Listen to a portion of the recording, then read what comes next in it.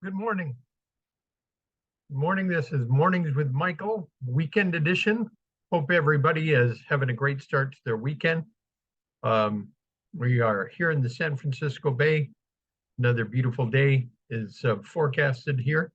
So without further ado, let me get to some of the news that may affect your investments moving forward. Share the screen.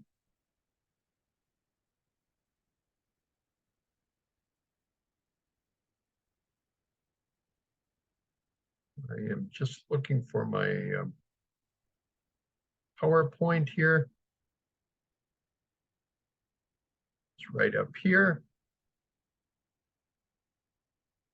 So this is the monthly call options. We're looking back at 2019, 2020, and then they have just exploded over here. So this is option contracts that are currently trading. Here's Americans' expectations for the stock market over the next 6 months. So 48% believe that the market will go down a lot or a little. 18% think it's going to remain the same, and 31% feel it's going to go up a lot or a little. So time will tell. Here is some news from Bloomberg. Treasury yield curve inversion reaches deepest level since the 1980s. The 2-year yield exceeded the 10-year by as much as 86 basis points. Hyperinflation. There are many excuses people are saying to explain inflation. However, the fact is there is no such thing as a cost-push inflation or commodity inflation. Inflation is not an increase in prices. It's a destruction of the purchasing power of the currency. So it's a hidden tax that will take more of your money just to get the regular things that you need to live on. So the annual interest rate payment on government debt is $850 billion, and it continues to rise.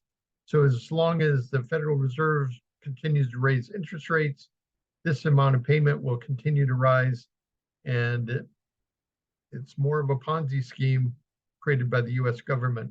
They have to raise the debt ceiling in order to pay off previous investors. Bank of America's Moynihan says the firm is preparing for a US debt default. I personally don't believe it's going to happen immediately, but it's good that they're making those preparations. You need to be prepared for the worst case scenario. Debt will rise significantly over the next decade. So the baseline is it'll increase 116%, 129% is the intermediate, and the worst case looks like it's going to rise 138%. Personal savings versus credit card debt. Personal savings continues to shrink, and credit card debt is rising astronomically.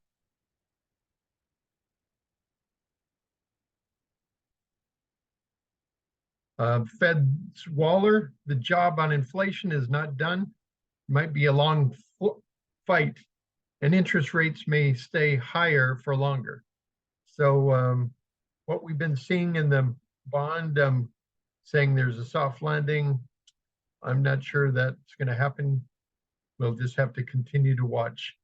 And if bond interest rates go up, that means the stock market will come down, and we'll just have to keep moving on. Consumer debt has been rising recently. In the third quarter, credit card balances rose by 15%. That was the biggest increase in more than 2 decades. We saw that in our previous chart. And finally, Saudi Arabia says they're now open to the idea of trading in currencies besides the US dollar. This might spell a doom for our lower oil prices. So let's continue to watch that. That's what we got on the news. And let's go take a look at our markets. This is one of the semiconductor stocks that actually performed better on Friday. Let's take a look at SMH. It's pulled down below its between its 10-day and 20-day now. Looks like the indexes, the lines are still going up. The 10-day is starting to flatten out, and we'll just have to see how that goes. NVIDIA was one of the worst performers. It just really came back down to its 10-day moving average, but it pulled back 4.8%. At one point, it was down as low as 208. Take a look at Tesla, one of the leaders, and that came back about 5%, another 1% after hours. Let's look at the 0TNX. Wow, that's a big rise in 10-year note yields, about 1.7%. And let's look at the 20. Went up about 2.35%. So 20-year interest rates are about 3%. And the 10-year is 3.74%. So there you have it. And let's look at the gold. Gold is picking up here a little bit, which is, look at the US dollar. US dollar is picking up, so it's pretty interesting that the dollar and gold went up at the same time. Silver just went up slightly. It's trying to reach a bottom here. Natural gas prices picked up a little over 5%. Russia said they were going to cut output of oil by 5%. Let's look what the oil prices jumped almost 3%. And on Saturday today, they continue rising. I believe they're a little over $70 now. Let's take a look at the NASDAQ. NASDAQ is pulling back towards its 20-day, but after this long climb, it's something you would expect. We'll just see what Monday brings to us. S&P 500 was up slightly, so that's a diversion from what the NASDAQ was doing. Let's look at the small caps. Small caps bounced up on the last hour of trading, bouncing off their 20-day moving average. So that's a good sign. And the Dow also bounced up off of its 200-day. So it looks like it's butting its head up against a 50-day.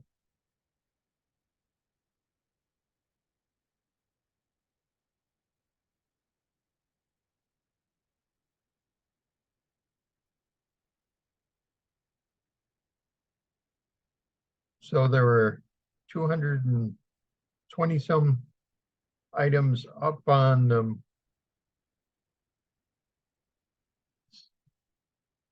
take a look here at some of the interesting ones. Rain Oncology popped up on some good volume. Let's take a look at our biotech. Continues to pull back. Those two biotechs are really pulling back. And then we look at the energy with the Russia news. Popped up nearly 4% on Friday. XME, similar to the S&P, and Russell 2000 that popped up at the end of the trading. Let's look at the exploration and producers. Was up a little over 5% on Friday for that Russian news.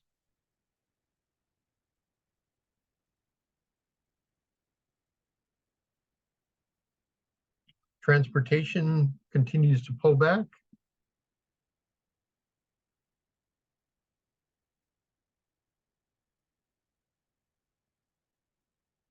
Real estate is trying to make a bottom here. They've had a nice run, much like the NASDAQ, and now they're pulling back.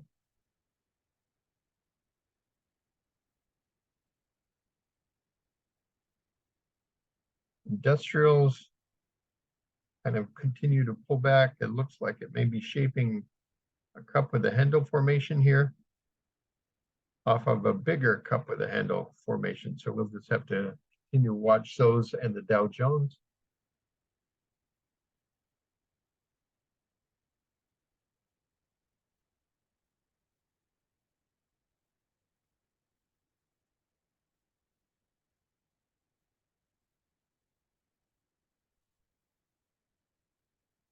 Take a look at building materials.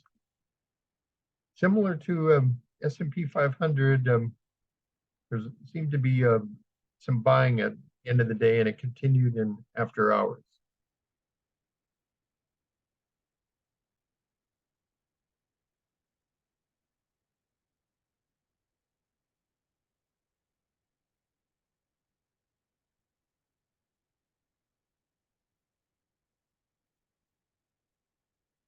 Healthcare continues to pull back.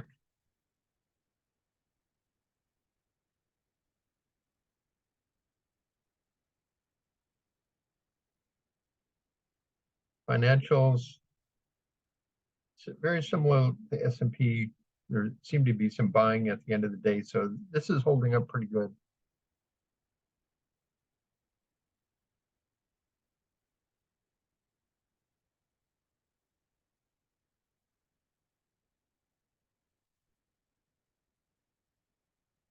Financial services seem to be holding up. So let's continue to look at some other things that were popping up.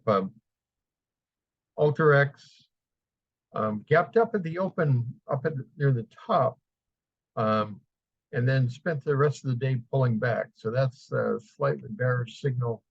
So we'll have to continue to watch that. Was a high-tech issue. This vitamin water had pretty good earnings. They popped up.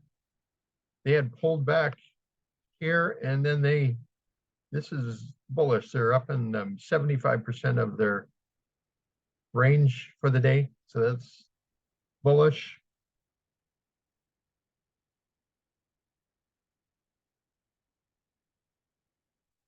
Cloudflare announced a 500% increase in earnings. They had popped up overnight and it pulled back. So this continues to look bearish for at the moment for the high tech type of groupings.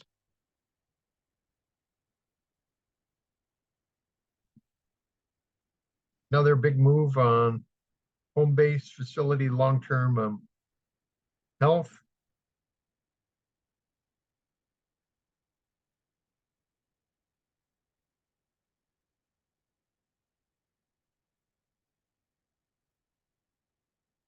This is what I profiled a couple of weeks ago. Bloom Energy, 640% increase in earnings.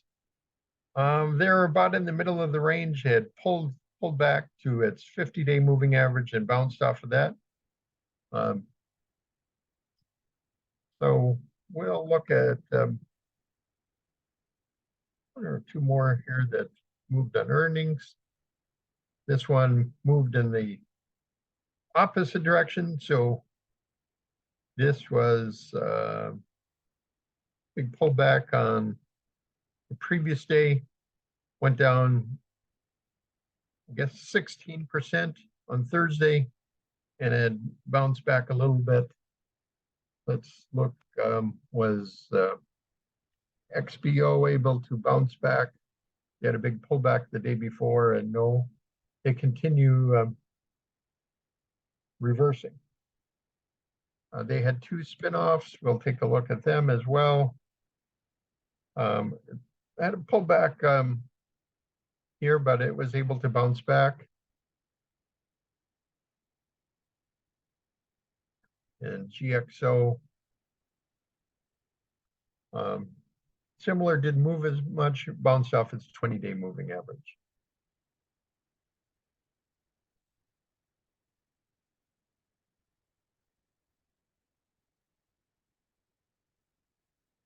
Wanted to take a look at a couple others that have high relative strength to the S&P 500. Seems like this company Diodes, which is in analog and logic products, seems to be holding strong. Here's a financial product. About the same, and we could take a look at Wells Fargo. Seems to be performing well. It had a pullback under its 10-day and then a bounce back to its 10-day for the day. So that's kind of a look at where some of the money is moving. We'll take a look at XOM, ExxonMobil. Had a big bounce on Friday with oil prices moving up. Denbury,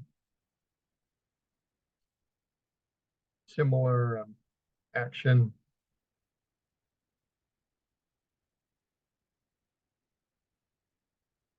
The oil services group up about 3.2%. V 4%. So you kind of get the idea. Most of the action was in energy, oil producers, and then excavation and oil services group. So we'll just have to see if that continues on Monday. But it looks like there's a pullback in the high tech group, the transportation group. Take a look at housing.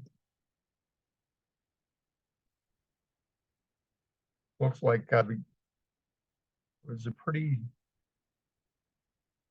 high move here, so you would expect it to pull back a little bit, which it's done. It's pulled back to its 20-day, bounced off its 20-day.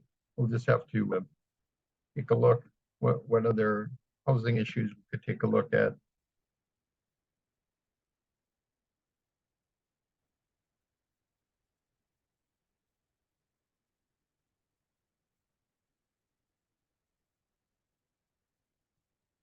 Green Brick Partners pulling back.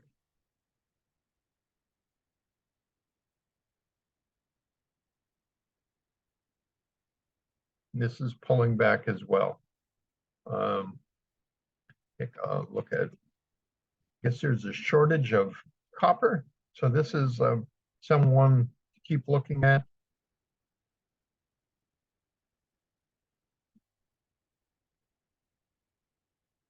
FCX.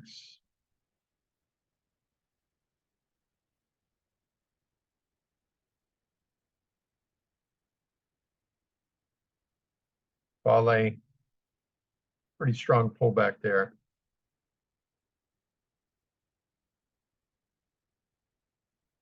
BHP Group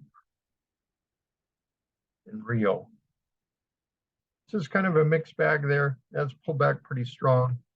And as we looked at metals and mining, pulled back. This is probably a bit safer area to be than a single stock risk. Has some of the gold and silver in here as well. So we'll just have to continue to watch this and see where the trend is and where the big money is moving. Seems like there's a rotation possibly back into energy. We'll just see if it continues. On one day doesn't make a trend. So we'll keep an eye out for it. But there's significant risks still out there for the marketplace, the economy, and people's jobs. Yahoo just announced a layoff of 20% of its workforce. So obviously the inflation, the hiking of interest rates are starting to take its toll on the economy and the employers out there. So we'll continue to watch this for you. Thanks for tuning in today. Hope everybody has a great weekend. Remember, setting your own goals, working on your activities, these are really important. Continue to look at those. And if you have any questions about your financial goals, feel free to give us a call or text us at 415-828-7997. Mornings with Michael has been for educational, entertainment, and informational purposes only. Thank you.